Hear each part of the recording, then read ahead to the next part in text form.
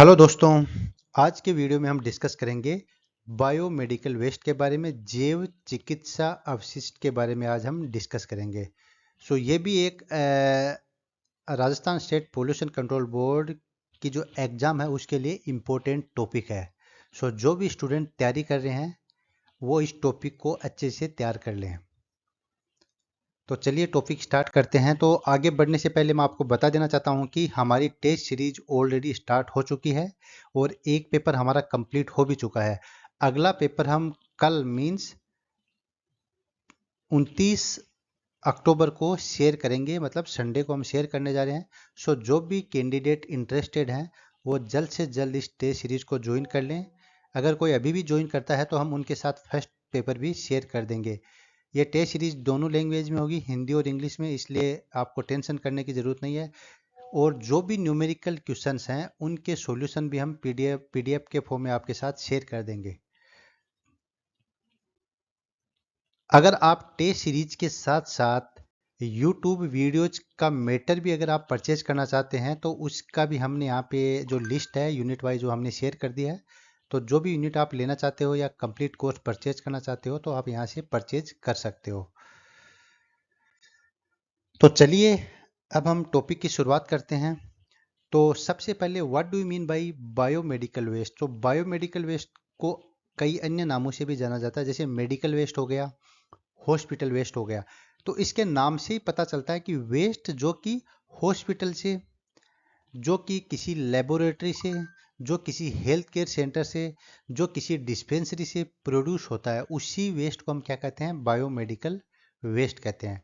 Biomedical waste को किसके अंदर क्लासिफाई किया जाता है, इसको एक हजार्डस वेस्ट की कैटेगरी के अंदर क्लासिफाई किया जाता है। तो हम यहाँ पे देखते हैं कि जो वेस्ट होता है, वेस्ट को जनरली दो कैटेगरी में डिवाइड करते हैं। एक होता है हजार्डस वेस्ट और एक होता है non hazardous waste.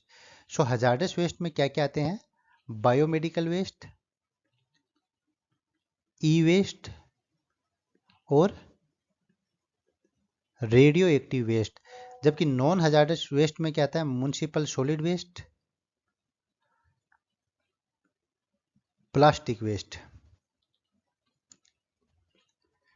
So biomedical waste है वो हजार्डस वेस्ट की कैटेगरी में आता है क्योंकि इसके अंदर इन्फेक्शियस मटेरियल भी होता है। That's why it is included into the hazardous category. अब हम बात करेंगे कि इंडिया में बायोमेडिकल वेस्ट से रिलेटेड क्या रूल्स हैं, क्या रेगुलेशंस हैं। बायोमेडिकल वेस्ट से देखते हैं। तो सबसे पहले biomedical waste management and handling rule कब आया था, 1998 के अंदर इसको एनफोर्स किया था। ठीक है, ये एग्जाम में कई बार पूछा जाता है तो इसको याद रखना है। इसके बाद में municipal solid waste management and handling rule कब आया था, 2000 में। आपको याद रखना, इन रूल की अंदर छोटी छोटी चीज़ों का ध्यान रखना है। क्या ध्यान रखना है मैं आपको बताता हूँ। जैसे एग्जाम में क्वेश्चन आया कि municipal solid waste management and handling rule कब आया, 2000 में, तब 2000 में आया।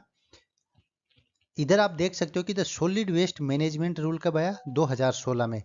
तो solid waste management handling rule से क्या किया, इन लोगों ने क्या किया कि हैंडलिंग को रिमूव कर दिया, इसमें अमेंडमेंट किया गया था और इसको कन्वर्ट कर दिया, किस में कर दिया, waste solid waste management rule 2016। तो 2016 में इस रूल का नाम चेंज करके ये कर दिया। तो आपको ध्यान रखना है, आपको बिल्कुल भी कंफ्यूज नहीं होना है कि कौन सा पूछा है, 16 वाला पूछा है या 2000 वाला पूछा है।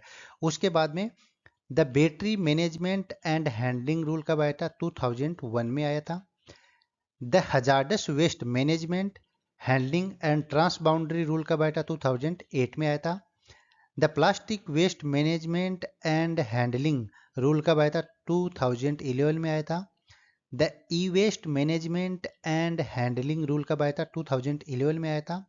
उसके बाद में the hazardous and other waste management and trans boundary movement rule कब आया था, 2016 में आया था। तो आपको यहाँ पे ध्यान रखना, ये 2008 में एक अलग रूल है हजार्डस वेस्ट का और 16 में एक अलग रूल है। इन दोनों को डिफरेंस को आपको, क्योंकि फर्स्ट वाले में क्या लिखा है, हजार्डस वेस्ट, इसमें लिखा है हजार्डस एंड अदर वेस्ट। तो ये जो सब डिफरेंस है आपको याद रखना है, इनकी ईयर याद रखनी है, सब इंपॉर्टेंट है, इनमें कोई भी सिलेक्टिव नहीं है, सब के सब याद रखने हैं। So biomedical waste management and handling rule कब आया था? 1998 में आया था, जिसको 2016 में इसका नाम चेंज करके क्या कर दिया था, या अमेंडमेंट करके उसको कर दिया था बायोमेडिकल वेस्ट मैनेजमेंट रूल कर दिया था। ठीक है, तो ये जो अमेंडमेंट किया था या जो चेंज किया था, इसमें क्या चेंज किया था? पहले क्या होता था कि बायोमेडिकल वेस्ट मैनेजमेंट और हैंडलिंग रूल है, इसके अंदर कितनी वेस्ट, जो बायोमेडिकल वेस्ट को उसको 10 कैटेगरीज में डिवाइड किया गया था। ठीक है, और ये 10 कैटेगरी 2016 में इनको कन्वर्ट करके कितनी कैटेगरी में कर दिया? 4 कैटेगरी में बायोमेडिकल वेस्ट को कन्वर्ट कर दिया। ठीक है, तो 10 कैटेगरी से कन्वर्ट करके कितनी कैटेगरी में कर दिया? 4 कैटेगरी में। अब यहाँ पे हम देखते हैं कि हर रूल में कई शेड्यूल होते हैं, कई चैप्टर होते हैं। तो जो बायोमेडिकल वेस्ट मैनेजमेंट रूल है उसके अंदर 1998 के जो शेड्यूल हैं उनमें क्या क्या था, और 2016 के जो शेड्यूल हैं उनमें क्या क्या था। तो ये जैसे शेड्यूल अगर हम 1 की बात करें तो 1998 का जो एक था उसमें शेड्यूल फर्स्ट में क्या थी? कैटेगरीज ऑफ वेस्ट मैनेजमेंट को इंक्लूड किया गया था। लेकिन अगर हम 2016 को देखते हैं तो इसमें colour code, type of waste with treatment and disposal से रिलेटेड थिंग्स को इसके अंदर इंक्लूड किया गया था। तो इस प्रकार आप देख सकते हो कि शेड्यूल 2 में क्या इंक्लूड किया गया था, शेड्यूल 3 में क्या क्या डिफरेंसेस हैं, शेड्यूल 4 में क्या है, 5 में क्या है, और 6 में क्या क्या डिफरेंसेस हैं। अगर एग्जाम में देखा जाए तो ये इतना इंपॉर्टेंट नहीं है, फिर भी आप एक बार इसको देख सकते हो। अब हम बात करते हैं हॉस्पिटल वेस्ट की। तो अगर आपसे पूछा जाए कि हॉस्पिटल से कौन कौन सा वेस्ट प्रोड्यूस होता है, तो यहाँ पे आप देख सकते हो कि हॉस्पिटल से जो सबसे मेन वेस्ट है वो क्या होता है? बायोमेडिकल वेस्ट होता है। इसके अलावा हॉस्पिटल से जनरल वेस्ट भी होता है, जैसे म्युनिसिपल सॉलिड वेस्ट होता है वो प्रोड्यूस होता है। और इसके अलावा हॉस्पिटल से बैटरी वेस्ट भी प्रोड्यूस होता है, ई वेस्ट भी प्रोड्यूस होता है, रेडियो एक्टिव वेस्ट भी प्रोड्यूस होता है। ठीक है, तो यहाँ पे आप देख सकते हो कि बायोमेडिकल वेस्ट का मैनेजमेंट कैसे करते हैं, जनरल जो वेस्ट होता है म्युनिसिपल सॉलिड वेस्ट उसका मैनेजमेंट कैसे करते हैं, और अदर वेस्ट होते हैं उनका मैनेजमेंट कैसे करते हैं। तो इनके लिए अलग अलग टॉपिक और अलग अलग वीडियो ऑलरेडी यूट्यूब चैनल पे अवेलेबल है, आप वहाँ जाके देख सकते हैं। और बायोमेडिकल वेस्ट का मैनेजमेंट कैसे करते हैं ये हम आगे डिटेल में डिस्कस करेंगे। अब हम देखते हैं कि बायोमेडिकल वेस्ट का जनरेशन। तो अगर हम बायोमेडिकल वेस्ट का देखें कि 2020-21 में कितना जनरेट हुआ है, तो लगभग 39,696 टन बायोमेडिकल वेस्ट का जनरेशन हुआ है। कब हुआ है? 2021 में। और मैक्सिमम कहाँ पे जनरेट हुआ है? महाराष्ट्र में मैक्सिमम बायोमेडिकल वेस्ट का जनरेशन हुआ है, उसके बाद में केरला में, और उसके बाद में गुजरात में। अगर हम पर डे की बात करते हैं तो सीपीसीपी के अकॉर्डिंग 2015-16 में पर डे कितना वेस्ट प्रोड्यूस होता था? अगर मैं यहाँ वेस्ट बोल रहा हूँ इसका मतलब बायोमेडिकल वेस्ट से है, जनरल और किसी वेस्ट से नहीं है। तो सीपीसीबी के अकॉर्डिंग 2015-16 में 517 टन वेस्ट है वो प्रतिदिन प्रोड्यूस होता था। कितना? 517 टन पर डे, जो कि बढ़कर 2018-19 में कितना हो गया? 619 टन पर डे हो गया। ठीक है, ये डेटा थोड़े पहले के हैं। तो 2022 के जो प्रोजेक्टेड डेटा था कि 2022 में कितना बायोमेडिकल वेस्ट जनरेट होता, तो वो कितने हैं? 775 टन पर डे। टीपीडी का मतलब होता है टन पर डे। ठीक है, तो जो 665 टन पर डे जो बायोमेडिकल वेस्ट जनरेट होता है 2000 में हुआ था, उसमें से 590 ton waste per day collect भी किया गया प्रॉपरली, और उसका ट्रीटमेंट किया गया। किसके द्वारा? Common biomedical waste treatment facilities के द्वारा उसका कलेक्शन किया गया और ट्रीटमेंट किया गया। तो 656 में से कितना किया गया? 590 टन पर डे। यहाँ इस फिगर में आप देख सकते हो कि जो हर स्टेट में कितना बायोमेडिकल वेस्ट जनरेट होता है, कितना उसका ट्रीटमेंट होता है, कितना अनट्रीटेड रह जाता है, और ट्रीटमेंट एफिशिएंसी कितनी है, इन सब की डिटेल दी गई। तो आप देख सकते हो यहाँ पे जाके। अगर हम पर डे पर बेड पर कैपिटा की बात करते हैं तो इंडिया में जो बायोमेडिकल वेस्ट जनरेट होता है उसकी कितनी रेंज है? वो होता है 300 ग्राम से लेके 1 किलो तक पर डे पर बेड है या पर कैपिटा भी बोला जा सकता है इसको बायोमेडिकल वेस्ट के टर्म में, पर बेड, क्योंकि एक बेड पे एक पेशेंट होता है और उसी पेशेंट से मतलब जो पेशेंट से रिलेटेड कितना वेस्ट प्रोड्यूस होता है, तो 300 ग्राम से लेके 1000 ग्राम तक, जिसको अगर केजी में कन्वर्ट करते हैं तो 0.3 केजी से लेके 1 केजी तक। अगर हम एवरेज की बात करें तो आधा किलो बायोमेडिकल वेस्ट है वो पर बेड पर डे जनरेट होता है। ठीक है, अगर अगर हम इंडियन मेडिकल एसोसिएशन आईएमए के डेटा की बात करें तो आईएमए के अकॉर्डिंग जो बायोमेडिकल वेस्ट है वो कोरोना से पहले कितना जनरेट होता था, 250 ग्राम पर डे होता था, और कोरोना के बाद में बढ़ के कितना हो गया, 400 ग्राम पर डे। बायोमेडिकल वेस्ट को ट्रैक करने के लिए, उसके डेटा को इकट्ठा करने के लिए कितना जनरेट होता है, कितना कलेक्शन होता है, उसके लिए सीपीसीबी ने एक ऐप लॉन्च किया था और उस ऐप का नाम था कोविड-19 BWM ऐप, कोविड-19 bio medical waste management app to track the biomedical waste. According to ministry of Environment, Forest and Climate Change, nearly 146 ton of biomedical waste is generated per day in country due to diagnostic activities and treatment of COVID-19 patient. तो ministry के data के according corona time पे 146 ton per day biomedical waste generate होता था। अगर हम biomedical waste को देखते हैं तो बायोमेडिकल वेस्ट हजार्डस कैटेगरी में आता है, क्योंकि इसके अंदर कुछ पार्ट है वो इन्फेक्शियस मटेरियल होता है। बायोमेडिकल वेस्ट है वो सॉलिड भी हो सकता है और लिक्विड भी हो सकता है।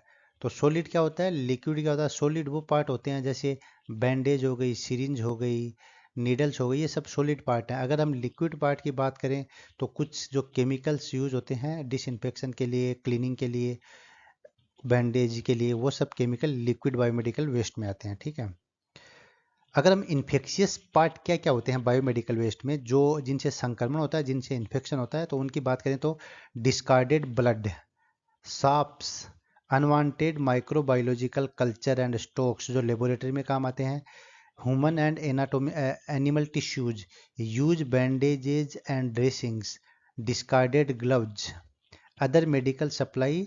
सो ये सब जो और होते हैं वो सब इन्फेक्टेड बायोमेडिकल वेस्ट की कैटेगरी में आते हैं।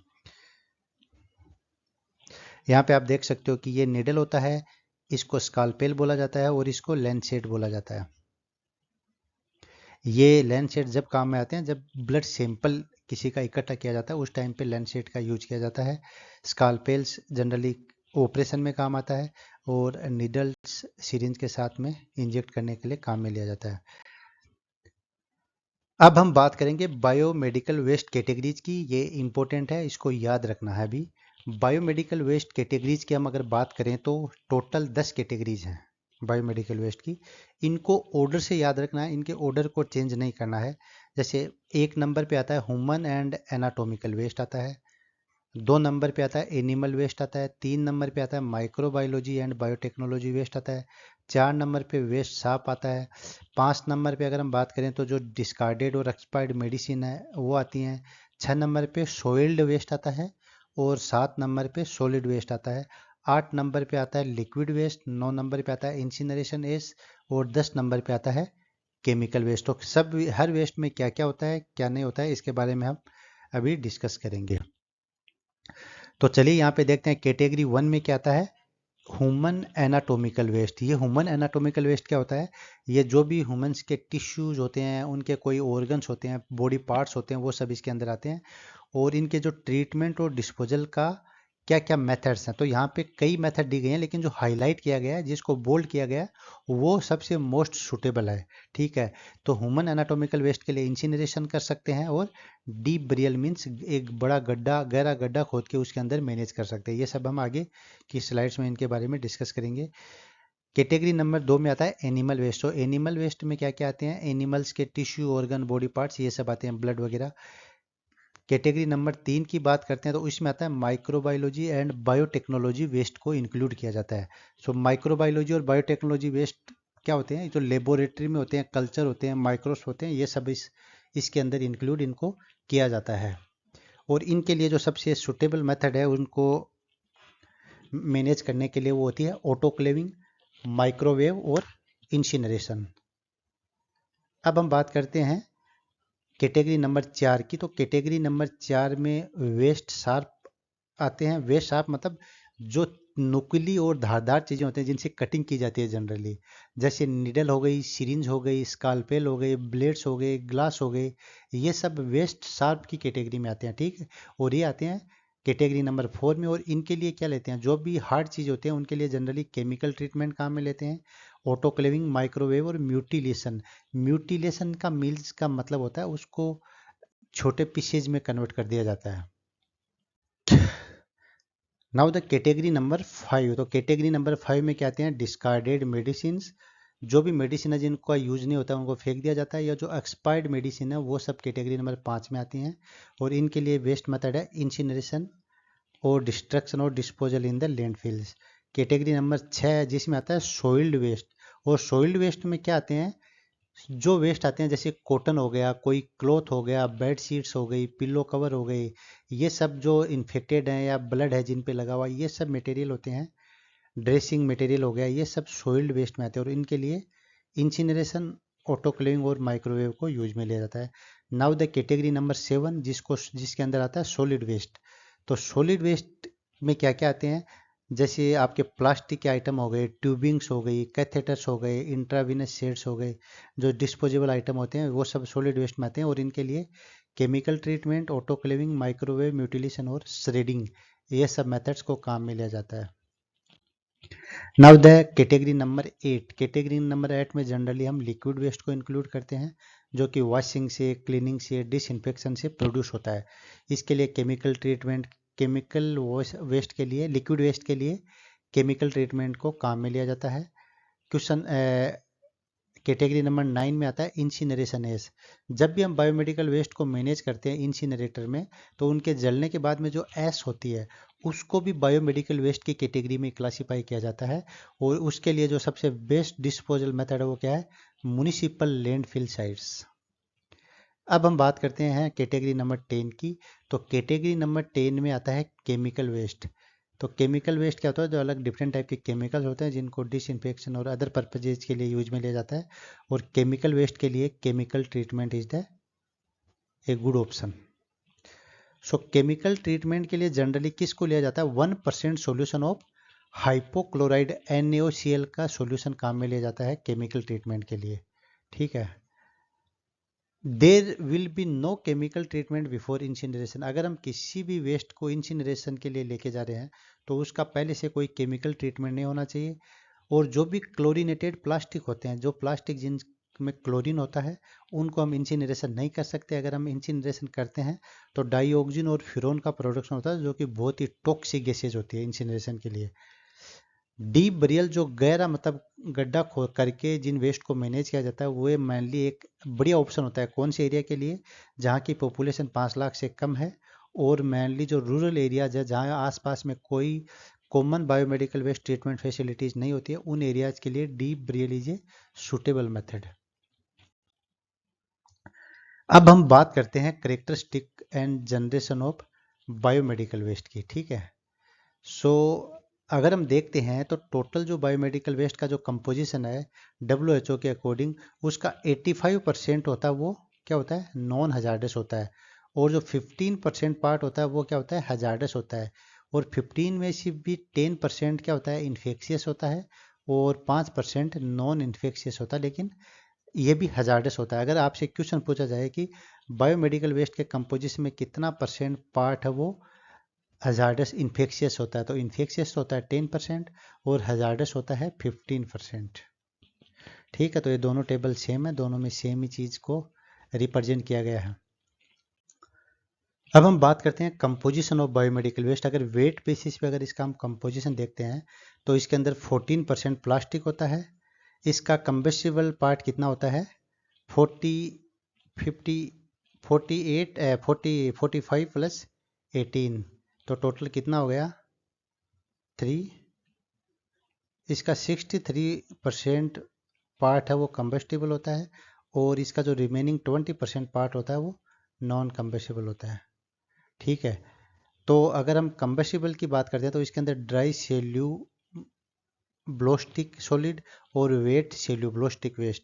तो ड्राई सेल्यूब्लोस्टिक मीन जिसमें सेल्यूलोज से की अमाउंट ज़्यादा होती है 45% होता है और वेट होता है 18%।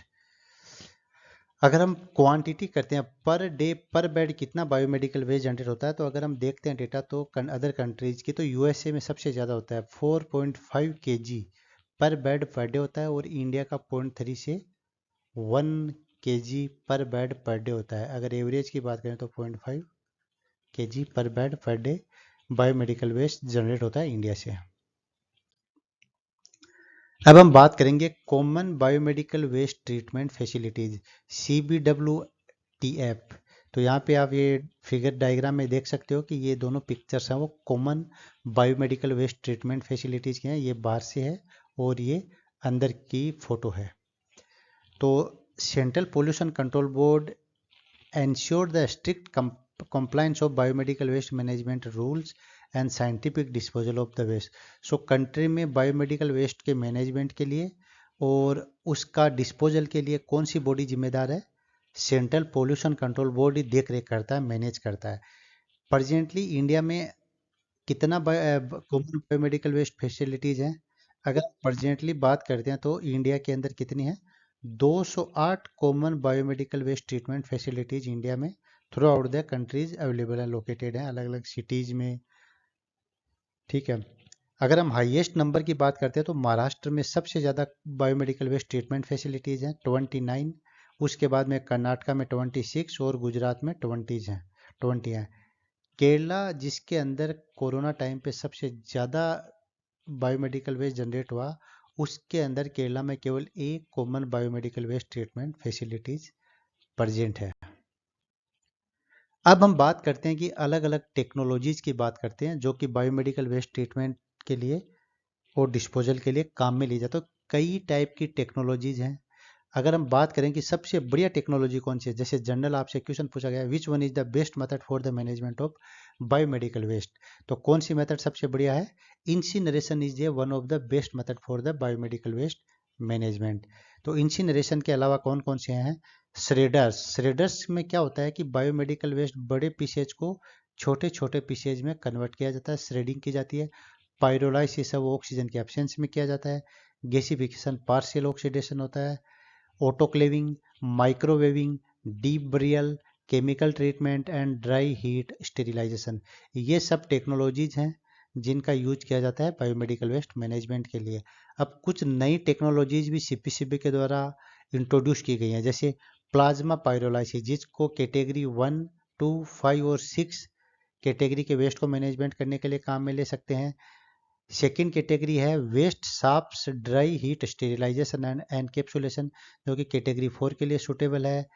फिर बाद में जो थर्ड नंबर टेक्नोलॉजी है वो है श्रेडिंग कम केमिकल डिसइंफेक्शन, वो कैटेगरी 1, 2, 5 और 6 के लिए इसको यूज में ले सकते हैं।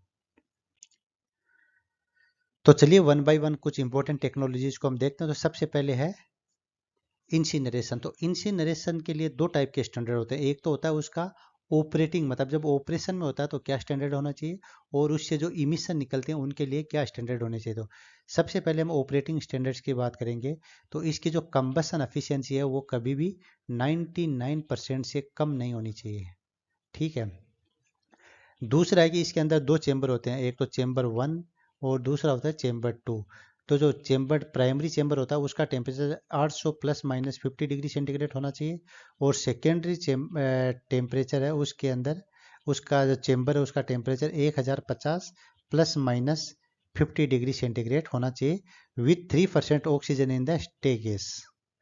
अगर हम एफिशिएंसी को कैलकुलेट करें इंसिनरेटर की, तो एफिशिएंसी का फॉर्मूला है percent CO2 divided by percent CO2 plus percent CO multiply by 100% में कैलकुलेट करने के लिए। तो ये इंपॉर्टेंट है फॉर्मूला, इसको याद रखना है। अगर हम इमिशन स्टैंडर्ड्स की बात करते हैं कि कितना क्या क्या इमिशन होना चाहिए, तो पार्टिकुलेट मैटर के लिए जो स्टैंडर्ड है वो 150 मिलीग्राम पर नॉर्मल क्यूबिक मीटर है। तो यहाँ पे जो अगर मैं इस यूनिट को प्रेजेंट करता हूँ मिलीग्राम पर क्यूबिक मीटर और मिलीग्राम पर नॉर्मल क्यूबिक मीटर, तो ये दोनों सेम है। यहाँ पे अगर हम एन लगाता हूँ तो भी कोई फर्क नहीं पड़ता, और लगाता हूँ तो भी कोई फर्क नहीं पड़ता और नहीं लगाता हूँ तब भी कोई फर्क नहीं था। एन का मतलब नॉर्मल होता है, ठीक है। NO2 नाइट्रोजन डाइऑक्साइड की कंसंट्रेशन या लिमिट कितनी होनी चाहिए? 450 milligram per cubic metre. HCl की होनी चाहिए 50 milligram per cubic metre. Total dioxin and furan, जो कि काफ़ी इंपॉर्टेंट है और यही इंसिनरेशन की सबसे बड़ी कमजोरी है, डिसएडवांटेज है, कि इंसिनरेशन से क्या होता है, डाइऑक्सिन और फ्यूरॉन का प्रोडक्शन होता है। तो डाइऑक्सिन और फ्यूरॉन की है वो लिमिट कितनी होनी चाहिए? 0.1 नैनोग्राम TEQ पर क्यूबिक मीटर एट 11% ऑक्सीजन। तो ऑक्सीजन का परसेंट इसमें कंसंट्रेशन में कितना होना चाहिए? 11% होना चाहिए।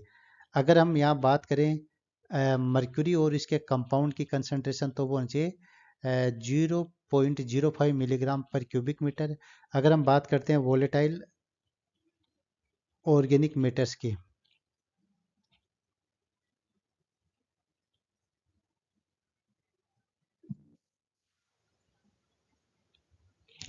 तो उनकी कंसंट्रेशन कितनी होनी चाहिए? अगर हम डाइऑक्सिन इनकी बात करते हैं तो इनकी कंसंट्रेशन 0.01% होनी चाहिए।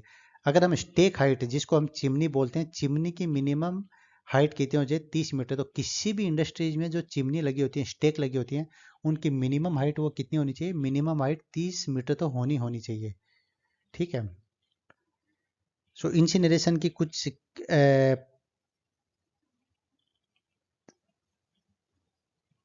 कंडीशंस होती हैं। इसके अंदर हम क्या करते हैं कि कोई भी जो वेस्ट आता है वो केमिकली ट्रीटेड नहीं होना चाहिए, और कोई भी जो क्लोरीनेटेड वेस्ट होता है उसको हम इसके अंदर नहीं डालते हैं, ठीक है। और जो ओनली लो सल्फर फ्यूल है इंसिनरेशन के अंदर, हम वही उसी को ही हम यूज में लेते हैं।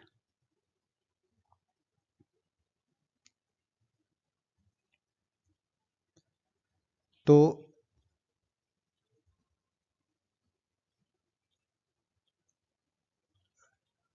ये इमिशन स्टैंडर्ड थे जिनके बारे में हमने डिस्कस किया। और यहाँ पे, अच्छा अभी यहाँ पे TEQ आया, TEQ, तो TEQ का मतलब ये होता है जनरली टॉक्सिक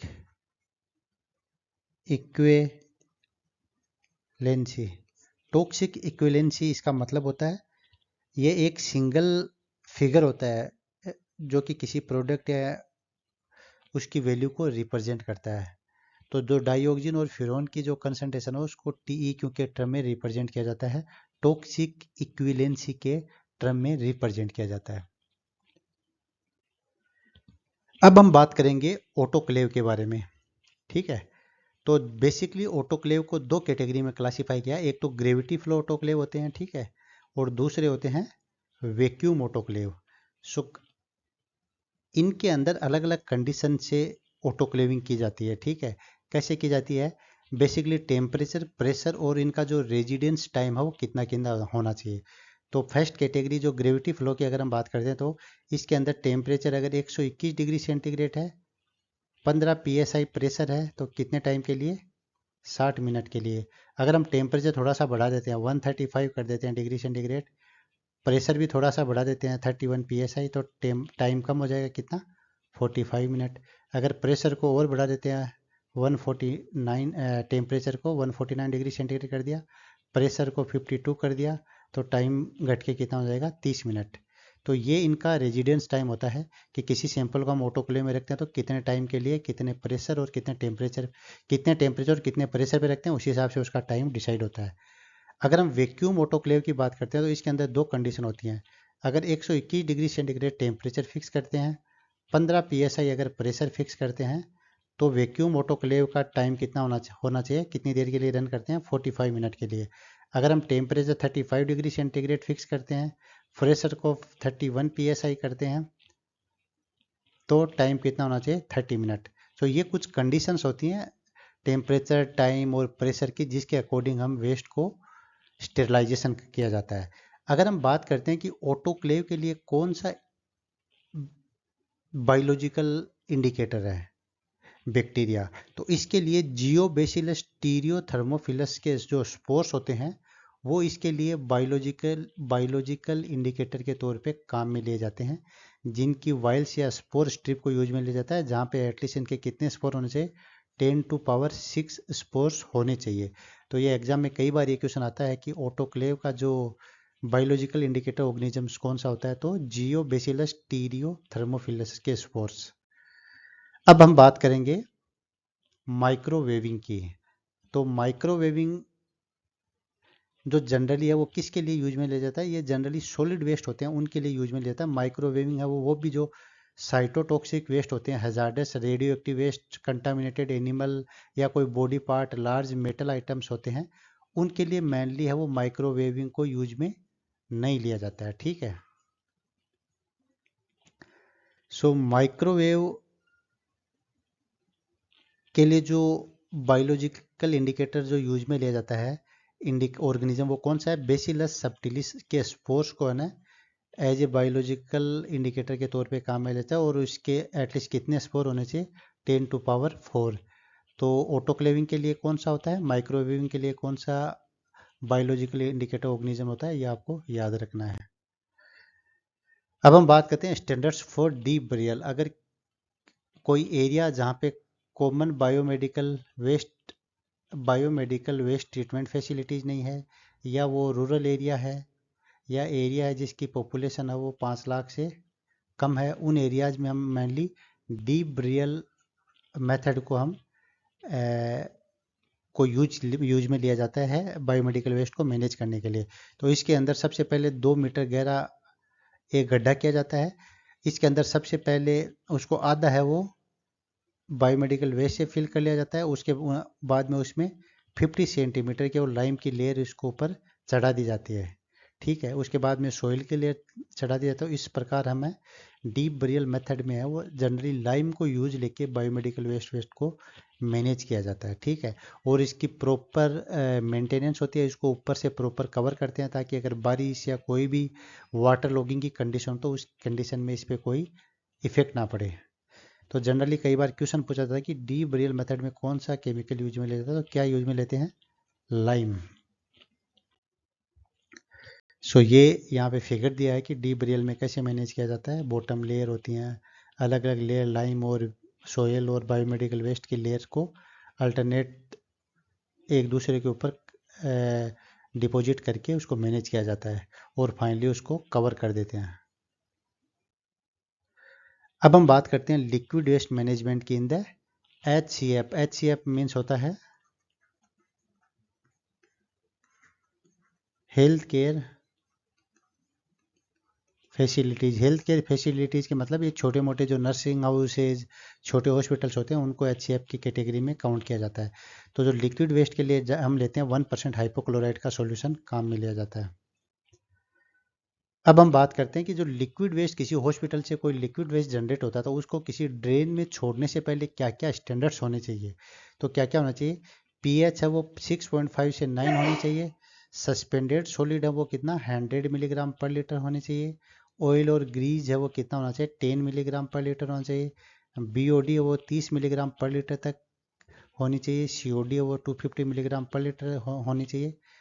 और बायो एसे की बात करते हैं तो बायो एसे में क्या होता है, 90% survival of fish after 96 hour in 100% effluent. 96 hour means 4 days.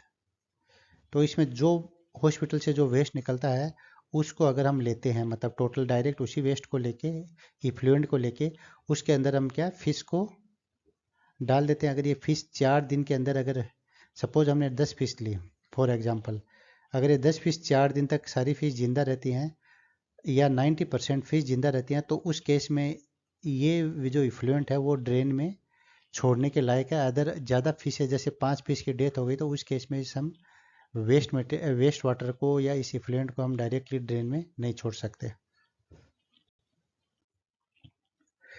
अब हम बात करते हैं कलर कोडिंग की, बात करते हैं कि बायोमेडिकल वेस्ट के लिए अलग अलग कोड के कंटेनर यूज में ले जाते हैं। तो ये काफ़ी इंपॉर्टेंट है, इसको आपको याद रखना है। तो बेसिकली 4 टाइप के कलर कंटेनर्स काम में ले जाते हैं। तो यहाँ पे मैं आपको बताना चाहूँगा कि आप अलग अलग साइट से या अलग अलग बुक से पढ़ोगे तो ये कैटेगरी में काफ़ी वेरिएशंस हैं।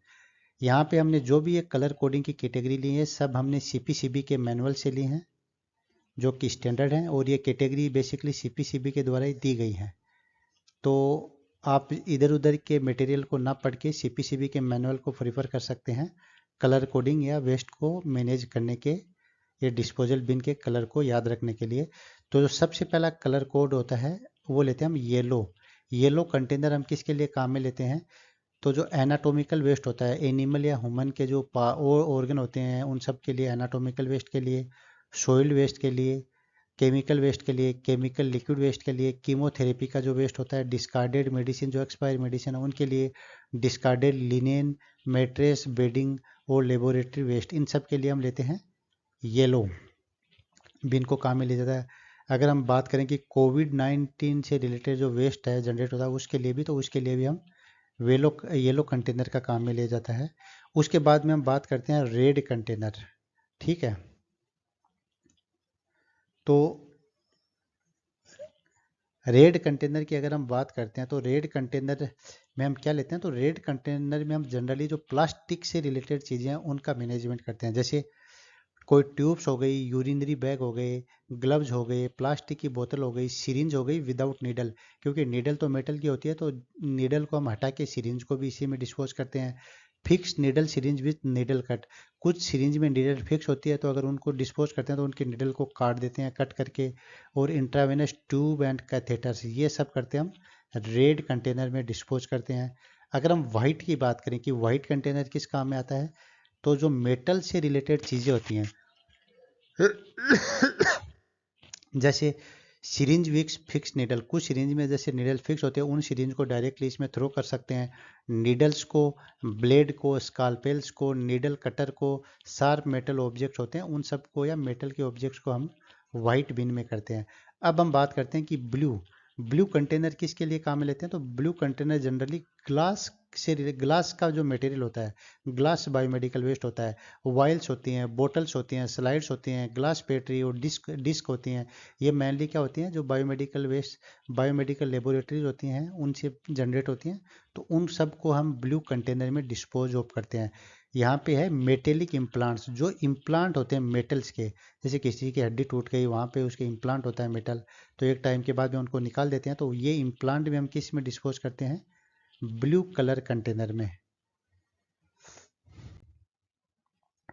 अब हम बात करते हैं सिंबल्स की, कि जो बायोमेडिकल वेस्ट के मैनेजमेंट के लिए जो कंटेनर्स होते हैं उन पे एक सिंबल होते हैं। जो फर्स्ट सिंबल होता है वो बायो हजार्ड सिंबल के नाम से जाना जाता है, जो जितने भी कंटेनर होते हैं उन पे लगा होता है। और दूसरा होता है साइटोटॉक्सिक हजार्ड सिंबल्स। इसके अंदर वो आते हैं कि जो मेनली जो भी कीमोथेरेपी या कैंसर ट्रीटमेंट्स के बाद में जो मेडिकल वेस्ट निकलता है जनरली उन वेस्ट के ऊपर इस प्रकार का साइन लगाया जाता है, सी लिखा हुआ, साइटोटॉक्सिक हजार्डस का सिंबल लगा हुआ। तो चलिए इसके साथ साथ हम कुछ इंपॉर्टेंट पॉइंट्स हैं उनको भी हम डिस्कस करेंगे, कि जैसे the first edition of WHO handbook on safe management of waste and health care activities known as blue book. तो अगर एग्जाम में पूछा था कि ब्लू बुक किससे रिलेटेड है, तो ये वेस्ट, बायोमेडिकल वेस्ट से रिलेटेड है, जिसको WHO ने पब्लिश किया था 1999 में। CPCB इंडिया में मेन बॉडी है जो कि बायोमेडिकल वेस्ट को मैनेजमेंट करती है, उसका डिस्पोज ऑफ करती है और उसका मॉनिटरिंग करती है। National green tribunal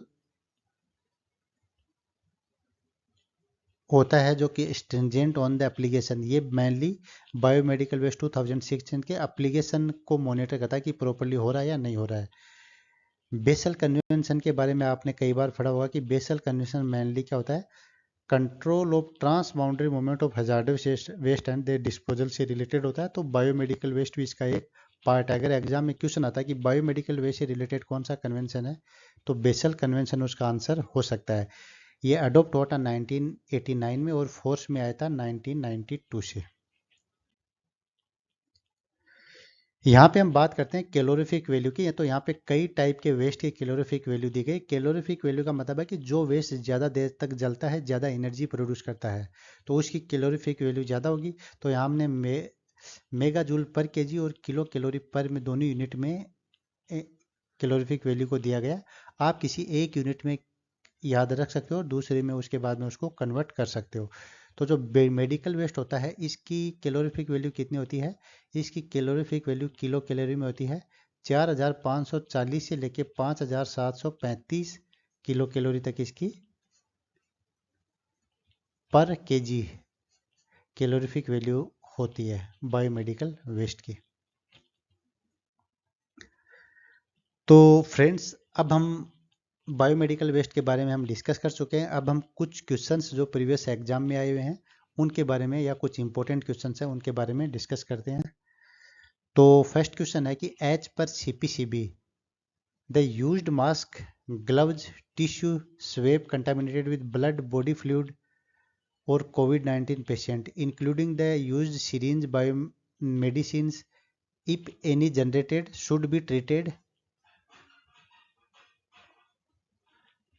treated as। तो municipal solid waste, hazardous waste, infective waste और बायोमेडिकल वेस्ट। तो इसका ये इन्फेक्टिव वेस्ट भी होता है और बायोमेडिकल वेस्ट भी होता है, लेकिन इसका जो करेक्ट आंसर वो क्या होगा, बायोमेडिकल वेस्ट।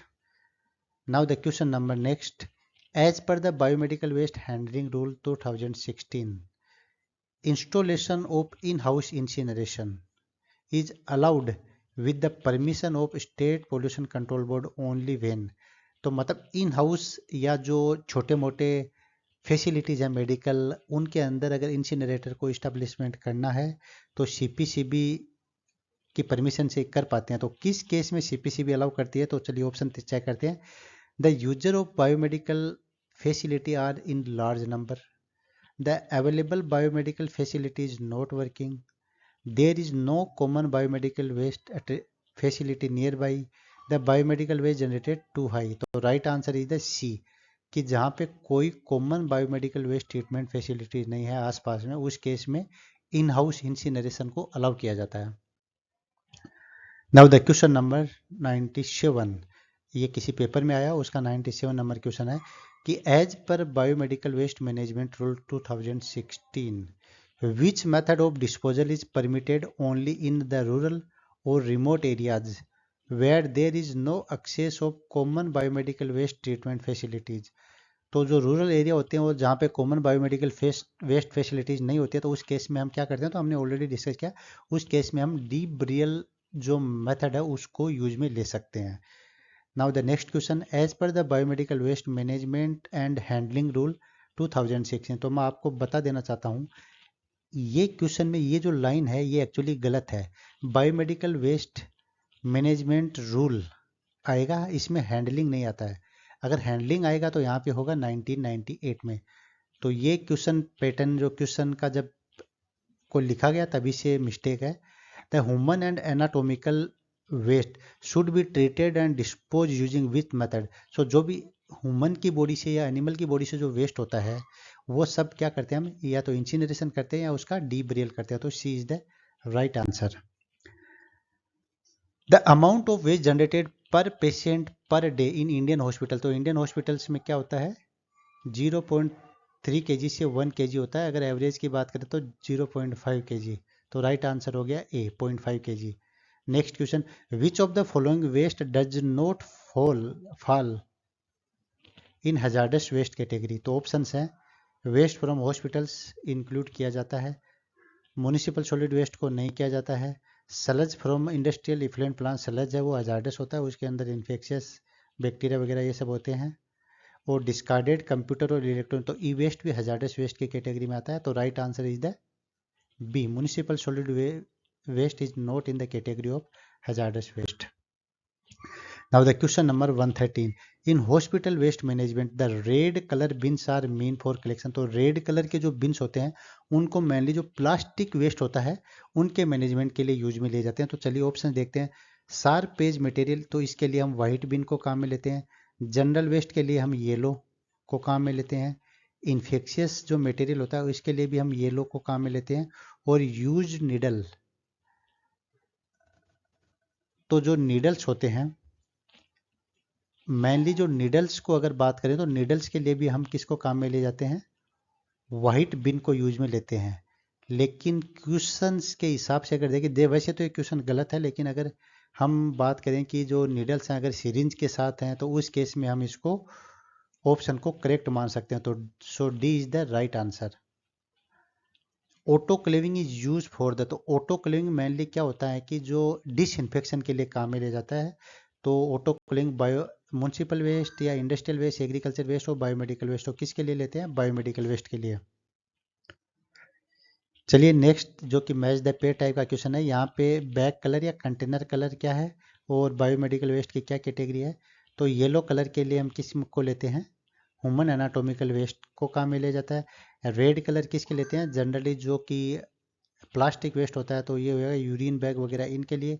वाइट को हम जो वेस्ट शार्प होते हैं उनके लिए काम में लेते हैं, ठीक है। और जो ब्लू कलर के होते हैं वो मेनली हम किसके लेते हैं, जो ग्लास मटेरियल होता है उसके लिए। तो 1 4 2 3, so A is the right answer. Now the question number next question, इसके अंदर अलग अलग कैटेगरी हैं, तो इसके अंदर कौन सा वेस्ट है, तो वेस्ट 2 होता है वो एनिमल या स्लोटर हाउस का वेस्ट होता है। कैटेगरी अगर हम 5 की बात करते हैं तो कैटेगरी 5 में हम क्या है, डिस्कार्डेड जो एक्सपायर्ड मेडिसिन होते हैं वो आती हैं। कैटेगरी अगर हम 7 की बात करें तो इसमें जो डिस्पोजेबल्स होते हैं वो आते हैं। और कैटेगरी 9 में आता है इंसिनरेशन, एस को इंक्लूड किया जाता है। तो C is the third one is the right answer. अब चलिए कुछ क्वेश्चन है जो प्रैक्टिस हम करते हैं कि which of the following colour of biomedical waste been use for the radio active waste. तो अगर जो हॉस्पिटल से जो रेडियो एक्टिव वेस्ट अगर होता है जनरेट, तो किस कैटेगरी में आएगा, तो वो आएगा येलो में। Now the next question, what is the primary objective of biomedical waste management. तो ऑप्शन है to dispose of waste as quickly as possible, to reduce the risk of infection to health care worker and general public, to minimize the cost associated with the waste disposal, to comply with the government regulation. So B is the right answer, ताकि health worker में infection ना हो, इसके लिए उसको proper manage करना चाहिए। Now the next question, which of the following is an example of infectious biomedical waste. So infection किससे हो सकता है, सिरिंज से, ब्रोकन ग्लास, डिस्कार्डेड मेडिसिन और फूड वेस्ट। तो सिरिंज से हो सकता है, A is the right answer. Next question, which of the following is example of hazardous medical waste, hazardous chemical waste. तो हजार्डस केमिकल में है blood stain cotton, broken glass, formalin fix tissue और used glove. तो right answer is the formalin fix tissue है, वो एक hazardous chemical waste का example है। नेक्स्ट क्वेश्चन है, which of the following is a regulatory body responsible for managing the biomedical waste in India. तो India में biomedical waste managing क्या देगा, सीपीसीबी करता है। तो A is the right answer. Question next है, which of the following not a responsibility of the health care facilities in management of biomedical waste, ensure proper disposal. ये तो responsibility होती है कि हर हॉस्पिटल की जिम्मेदारी होती है कि वो प्रॉपर मैनेज करे। Providing training to staff, staff को ट्रेनिंग देता है या अवेयर करता है कि कैसे मैनेज करना है, ये भी होती है। Maintaining records of waste generation and disposal, ये भी सही बात है, उनको रिकॉर्ड मेंटेन करना होता है कितना वेस्ट जनरेट हुआ, कितना डिस्पोज हुआ। Encouraging patient to bring their own waste disposal back, so this is the not a responsibility, so D is the right answer. Which of the following is the correct method of disposing the cytotoxic waste. तो जो cytotoxic waste होता है उसके लिए incineration best method है। Which of the following is a not a method of treating biomedical waste. तो incineration होता है, ऑटोक्लेविंग होता है, केमिकल डिस्पेंसन होता है और लैंड फिलिंग नहीं होता है। तो D is the right answer होता है। तो डायरेक्ट हम किसी भी बायोमेडिकल वेस्ट को डिस्पोज नहीं करते हैं, बट जो इंसिनरेशन के अंदर बायोमेडिकल वेस्ट का ट्रीटमेंट होने के बाद जो एस बचती है उसको हम डायरेक्टली लैंडफिल में डिपॉजिट कर सकते हैं। So D is the right answer.